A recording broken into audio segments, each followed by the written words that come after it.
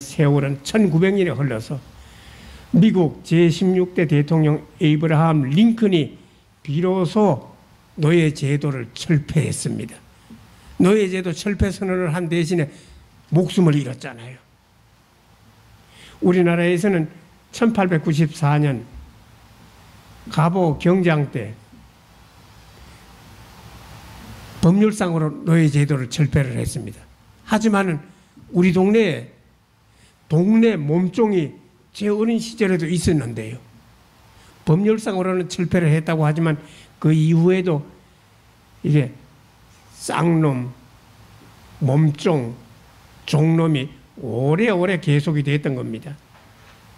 그러니까 노예제도는 비인간적이다, 인권유린이다 하는 것을 깨닫는데 예수님 바울 이후에도 한 1900년 가까운 세월이 이제 흘렀던 겁니다. 요즘에 와서는 노예제도 자체를 거부해야지요. 그러니까 역사는 단순히 역사로서 인간의 문화, 문명의 발달이 된다, 그 정도로 볼 것이 아니라 기독자의 입장에서는 성경 계시의 말씀이죠. 역사 계시의 현장이다. 이제 그런 생각이 듭니다. 7번째로 강론 설교가 참 중요하거든요. 뭐 책은 각자 읽겠습니다만은 참 기독교의 핵심을 전수받는 아주 공적인 그 시간은 모든 교우들이 듣는 그 시간은 강론 시간, 설교 시간 아니겠습니까? 매주 한 차례 모든 계층의 신도들에게 신앙의 신비를 밝히는 그 강론, 설교야말로 지극히 그 중요한 일입니다.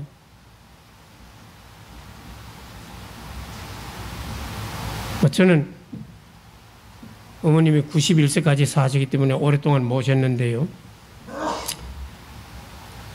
어머님한테 단 한 번도 설교 잘한다고 칭찬을 들은 적이 없습니다.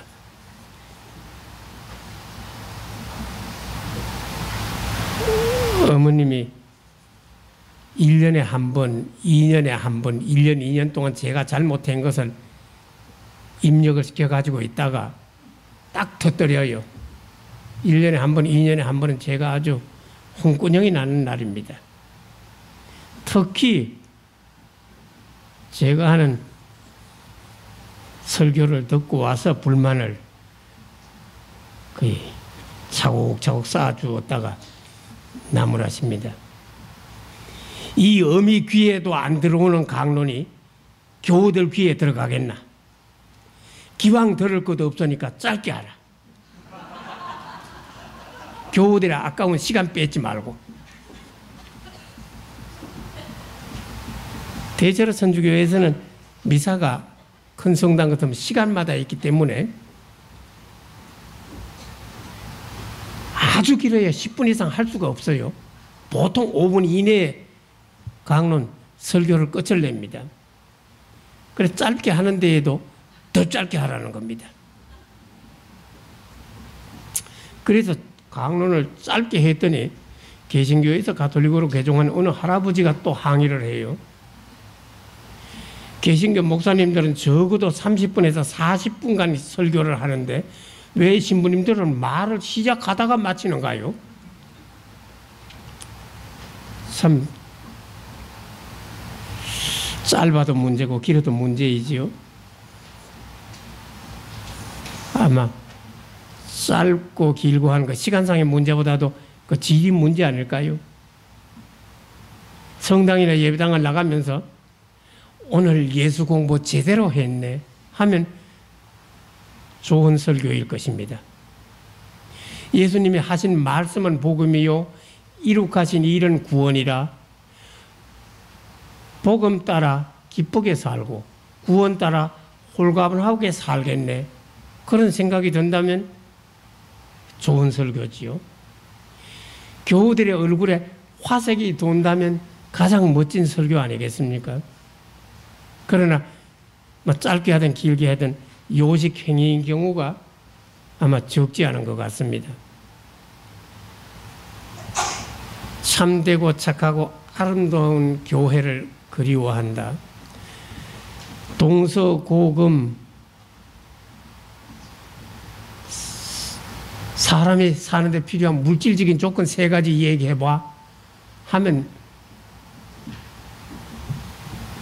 의식주라고 합니다. 옷, 먹거리, 잠자리, 물질적인 조건이 얘기하라고 하면 의식주라고 그래요. 그런데 예수님은 주 기도문 가르쳐 주실 적에 보면 뭐 3가지를 다 청하자면 좀 구질구질하니까 대표적으로 요거 3가지 중에 하나를 꼽거든요. 근데 오늘 입을 옷을 주시옵고 오늘 잠자리를 주시옵고 안 하고 일용할 양식을 달라고 하는 겁니다. 예수님은 의식주 가운데에서 먹거리를 제일 놓친 거지요. 근데 한국 사람은 순서도 안 바꿉니다. 예나 이제나 의식주, 옷을 먼저 꼽아요. 식의주라고 하는 한국인을 한 번도 본 적이 없습니다. 옷이라도 그래도 어느 정도 입어야 뭐 잔치집에 이렇게 설거니 끼어 들어가 가지고 한 상 받을 수 있는가. 거지한테는 한 상 잘 안 주거든요. 그러니까 우리는 옷을 먼저 꼽았어요. 예수님은 먹거리를 먼저 꼽았고 중국 사람이 또 먹거리를 먼저 꼽습니다. 우리나라 사람보다 중국 사람들은 옷에는 신경을 훨씬 덜 쓴단 말이지요. 그 사람들한테 물질적인 조건 말고 정신적인 조건 3가지 같이 꼽아봐 하면 진선미라고 그럽니다. 교회에서는 진리를 자꾸 주창을 하지요. 또 선을 행하라 윤리를 강조를 합니다. 하지만 상대적으로 우리 그리스도교가 퍽 소홀히 하는 것은 아름다움입니다. 미적인 가치를 소홀히 한단 말입니다. 유럽에서 보면 서기 200년경에 로마의 지하 묘지에 벽화를 그려놓았어요. 성경 그림을 그린 겁니다. 그때부터 지금까지 이 유럽 종교 미술사가 1800년 아닙니까? 대략 1750년대까지는 유럽에서 이 미술을 권장한 교단이 가톨릭입니다. 그러니까 미술 고객이 가톨릭이라 이 말이지요. 그런데 1750년경 바로크 시대가 끝나면서부터 가톨릭하고 미술하고 이혼을 한 거예요. 이게 너무 안타깝다. 이래서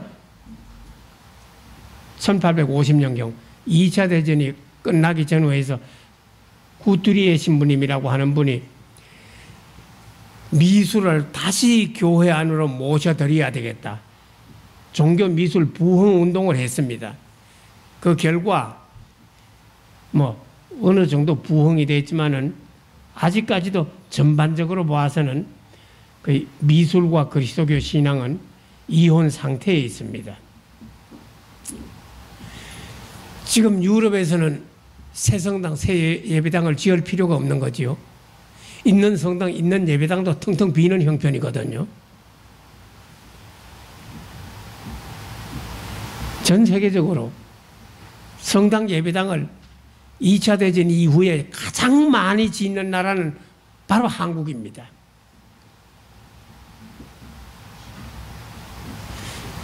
그러면 아무래도 이제 우리나라에서 교회 건축을 아름답게 짓자, 또 이 성경 말씀도 아름다운 미술 작품으로 시각화하자, 이런 운동이 일어날 법합니다만은 아직은 좀 요원합니다.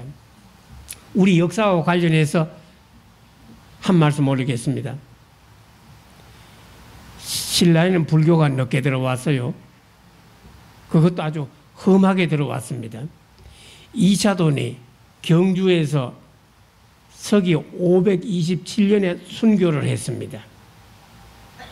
2차 도전이 527년에 순교를 하고 난 다음에 224년이 지나서 서기 751년에 그 유명한 석굴암이 완성이 됐거든요. 석굴암, 뭐 너무 국수주의적인지 모르겠습니다만은 참 전 세계에 많고 많은 미술 작품 가운데에서 백미라고 하잖아요. 어떤 미라고 하지 않습니까? 불교가 들어온 지 2차 도전이 순교한 지 224년이 지나니까 저런 작품이 한국인의 손으로 나타나더라. 근데 이성운이 북땅에서 한국인으로서 맨 처음으로 천주교 신앙을 받아들인 해가 1784년입니다. 그때부터 계산해서 금년이 230년이네요.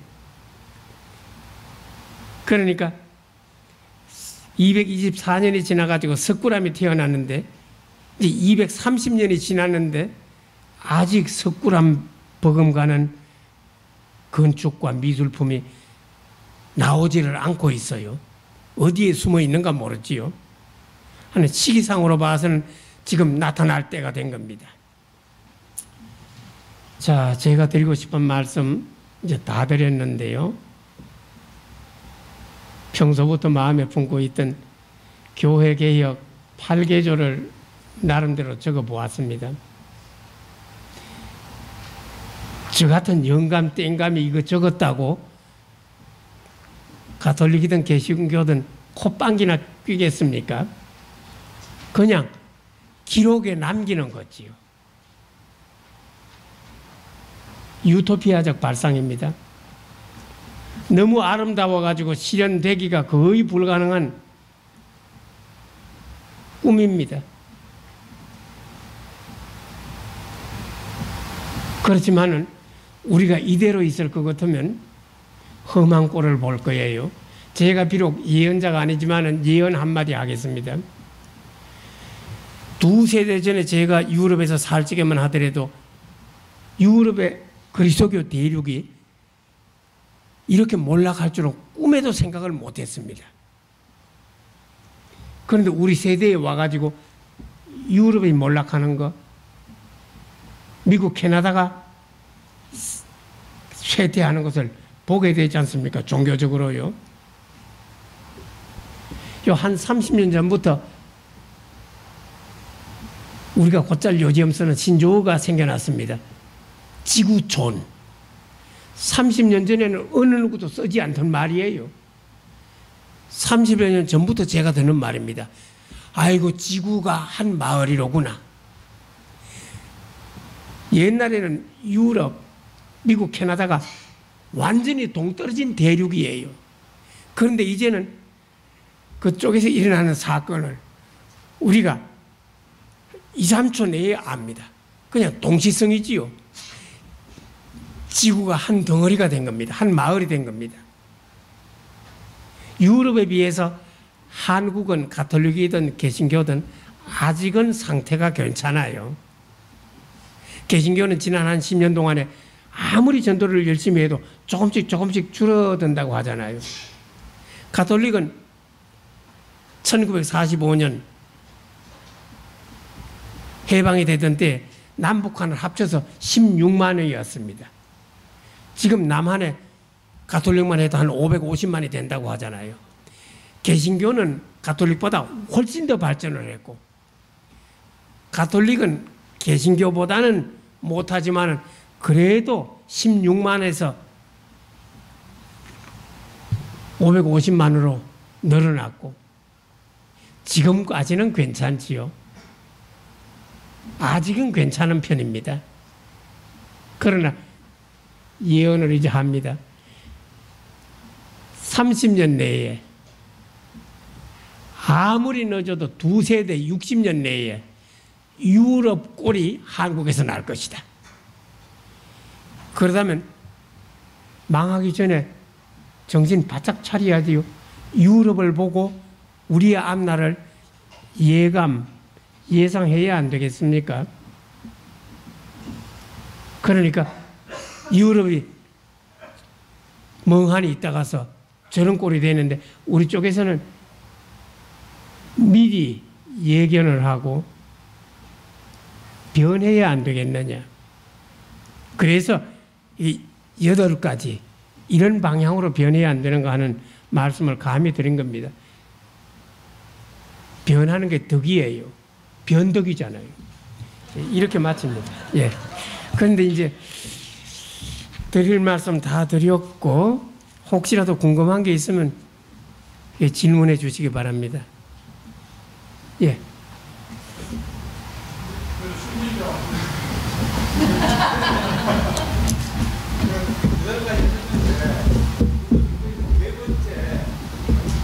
네 번째 부분을 그냥 그 죄에서 사랑 영성으로 그 부분이 혹시 하실 건 안 해주신 것 같은데. 제가 그 깜빡해서 넘어갔던가요?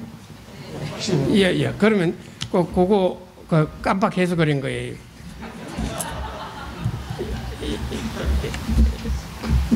예. 흔히 이제 서양 문화는 죄의식의 문화라고 하고 동양 문화는 뭐 수치심의 문화다. 누가 만들어냈는지 곧잘 그런 얘기를 합니다. 하여튼 성서와 그리스도교에서 죄, 속죄, 대속죄, 사죄, 죄사함이라고 하는 낱말을 강조하는 것은 틀림없습니다. 그런데 이게 죄를 강조하는 건 유대교, 아들뻘 그리스도교, 손주뻘 이슬람 다 마찬가지거든요. 하여튼 중동에서 생겨난 유일신 종교, 또 유대교, 그리스도교, 이슬람은 셋 다 아브라함을 신앙의 조상으로 모십니다. 하니까 아브라함 종교, 중동 유일신 종교에서는 죄를 강조하는 게 사실입니다. 그러다 보니까 유대교에서도 교우들 가운데에서 열심하면 열심할수록 죄의식이 많은가 봐요. 죄의식 때문에 마음의 평화를 누리지 못하는 수가 많습니다. 그런데 유대교 철학자 마르틴 부버는 그래서는 안 되는 거다. 마르틴 부버 독일에서 자랐지만 이스라엘이 독립하고 난 다음에 이스라엘로 옮겨가서 10년 동안 히브리 대학교 철학과 교수로 계시다가 돌아가신 분입니다. 이 양반이 하시딤의 가르침에 따른 인간의 길, 이 분도출판사에서 펴낸 아주 손바닥만한 책입니다. 책 크기가 요 손바닥만해요. 하시딤이라고 하는 것이 동유럽의 아주 열심한 랍비들입니다. 유대교 지도자들이지요.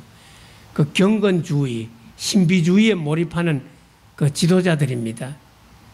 그 지도자들 가운데에도 아주 신앙심이 깊으면 깊을수록 죄의식에 사로잡혀서 영혼의 평화를 누리지 못하는 분들이 있었던 모양입니다. 이제 그런 분들한테 쓴 글입니다. 죄를 고약한 사물에 비긴다 하면 똥입니다. 읽어보겠습니다. 그래, 랍비님, 어쩌자는 말입니까? 죄를 고약한 사물에 비기자면 똥입니다.